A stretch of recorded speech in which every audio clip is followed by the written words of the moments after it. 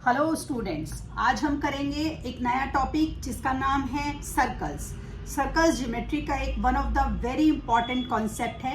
तो पहले देखते हैं सर्कल की हमारी बेसिक कैरेक्टरिस्टिक्स क्या होती हैं।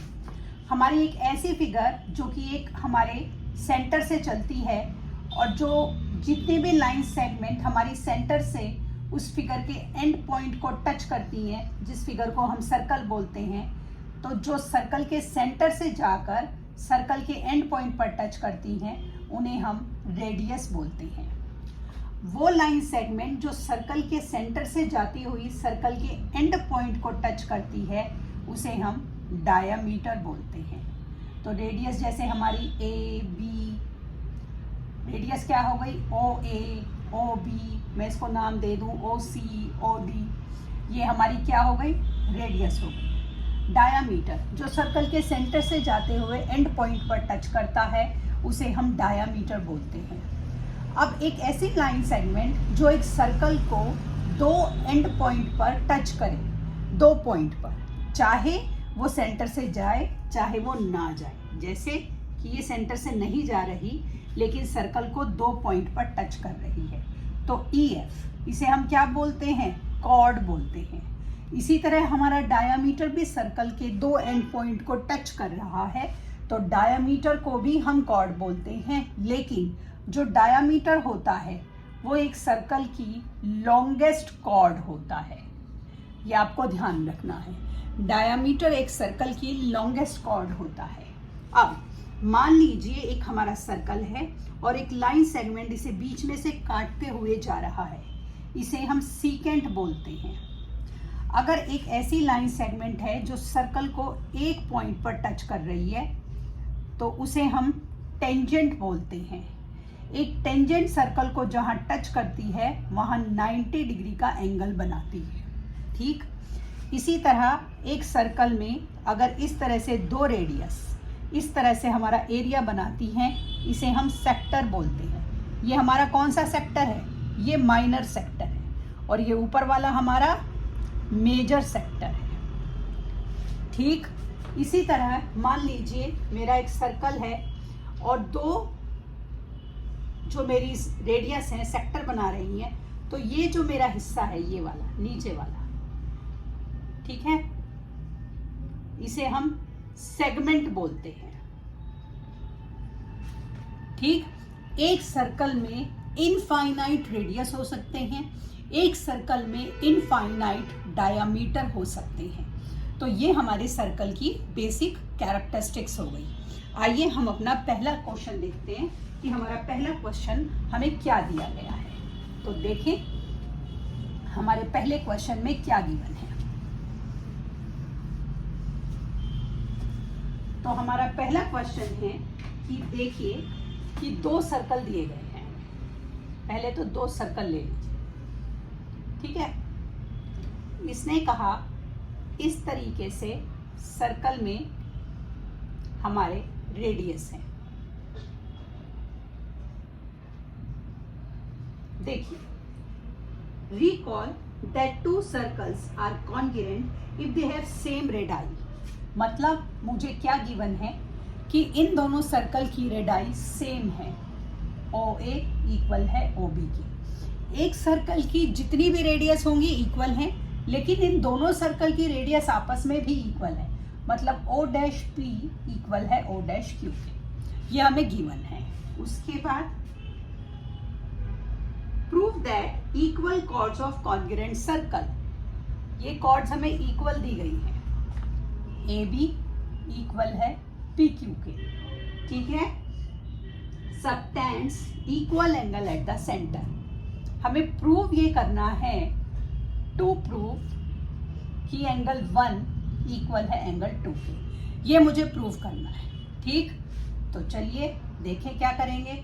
हमने ट्राइंगल लिया OAB और O'PQ। OAB में OA इक्वल थी O' के, गिवन था। OB इक्वल थी O' के, ये भी गिवन था। AB इक्वल थी PQ के, ये भी गिवन था। तो ट्राइंगल OAB कॉन्ग्रेंट हो गया triangle O dash P Q के। क्यों हो गया? एसएस से।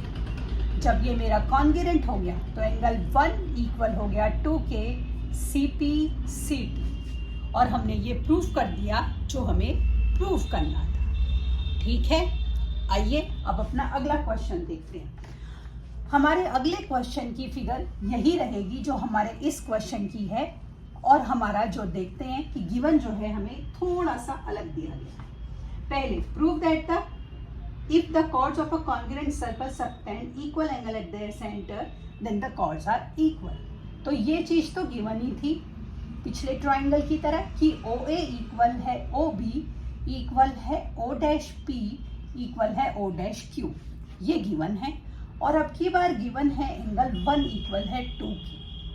अब प्रूव करना है chords are equal, AB equal है PQK, ये मुझे प्रूव करना है।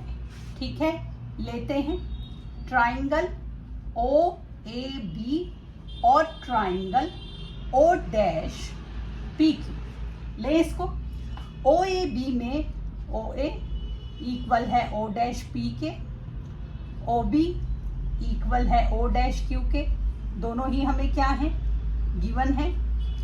उसके बाद एंगल 1 इक्वल है 2K, ये भी गिवन है। तो ट्राइंगल OAB कॉन्ग्रेंट हो गया ट्राइंगल O डैश PQ के। ये कॉन्ग्रेंट हो गया तो इनकी रिस्पेक्टिव साइड्स AB इक्वल हो गई PQ के CP CT, तो ये हमने प्रूफ कर दी। ठीक, आसान था।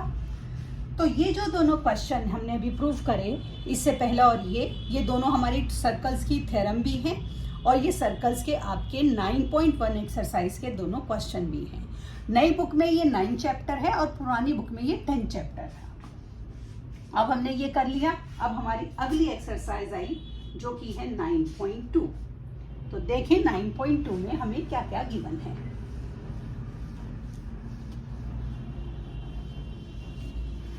तो देखिए अब हमें क्या दिया है। उसने कहा 2 सर्कल हैं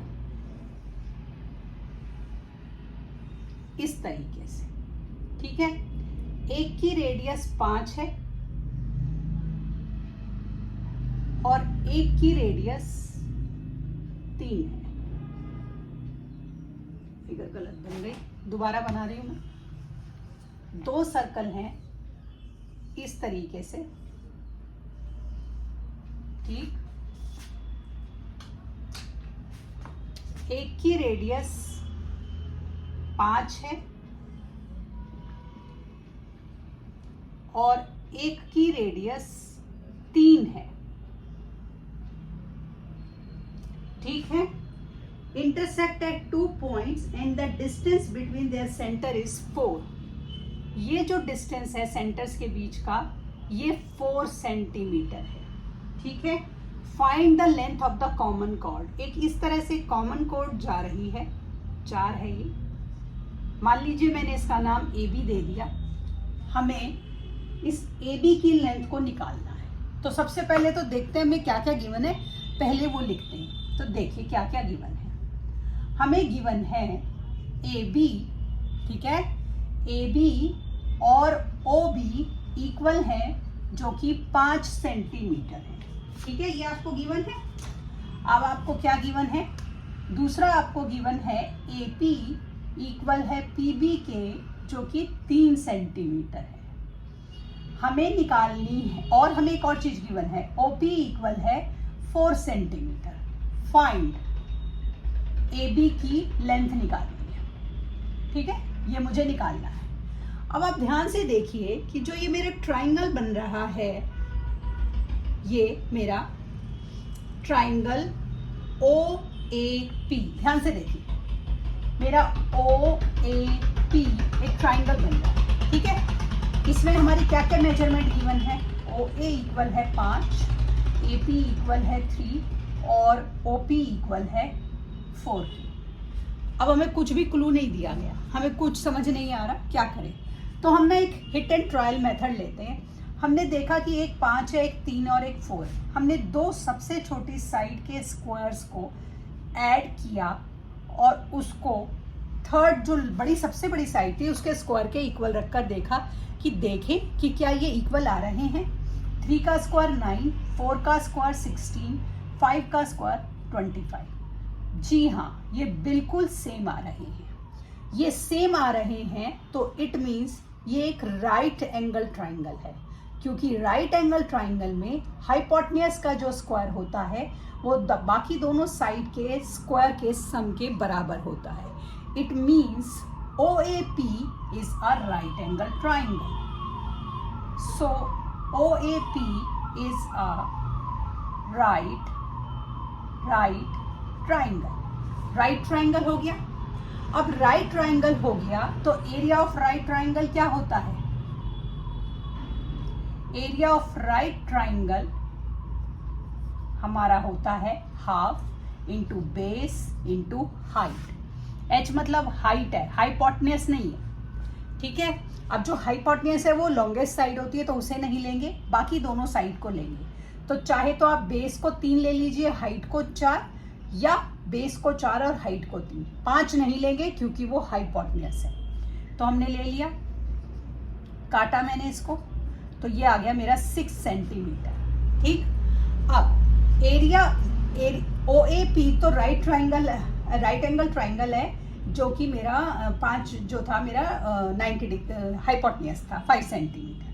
अब अगर मैं एरिया ऑफ ट्राइंगल में OAP में बेस को मैं ले लूं OP, ठीक है, और जो ये हाइट है मेरी उसको मैं ले लूं AM, ठीक है। तो एरिया ऑफ ट्राइंगल OAPI। तो देखो मेरा, चाहे मैं राइट एंगल ट्राइंगल की कोई भी साइड लूं, एरिया का ट्राइंगल का एरिया तो सेम रहेगा। OAP का एरिया कितना रहेगा? 6 सेंटीमीटर। OP कितना है मेरा? 4 सेंटीमीटर। AM मुझे नहीं पता, मैंने यहाँ से इसको काटा 2 और ये 2 इधर आके डिवाइड हो गया। तो ये इधर आके जब मेरा डिवाइड हो गया तो मेरी AM कितनी आ गई? 3 सेंटीमीटर, ठीक है। लेकिन मुझे AM नहीं निकालनी, मुझे क्या निकालना है? मुझे AB निकालनी। लेकिन मैंने AM निकाल ली 3 सेंटीमीटर, ठीक। जब मेरी AM आ गई 3 centimetre, AM is equal to 3 centimetre. अब जो हमारा सर्कल होता है उसमें जो कॉमन कॉर्ड होती है वो परपेंडिकुलर बाइसेक्टर होती है उस लाइन का जो कि उसके सेंटर्स को मिलाती है। मतलब AB is perpendicular bisector of OP। AB OP की परपेंडिकुलर बाइसेक्टर है, तो मतलब AB इक्वल होगा ट्वाइस ऑफ AM। तो AB कितना है मेरा? Twice of AM 3। AB कितनी आ गई? 6 सेंटीमीटर। इस तरीके से हमने इस क्वेश्चन को पाइथागोरस थ्योरम लगाकर सॉल्व किया है। तो एक ट्राइंगल का एरिया चाहे हम उसे पाइथागोरस लगाकर करें, चाहे किसी और मेथड से करें, चाहे हीरोन्स के फॉर्मूला से करें, ट्राइंगल का एरिया तो सेम ही रहेगा। उस आइडेंटिटी को लगाकर हमने अपने इस क्वेश्चन को सॉल्व किया है।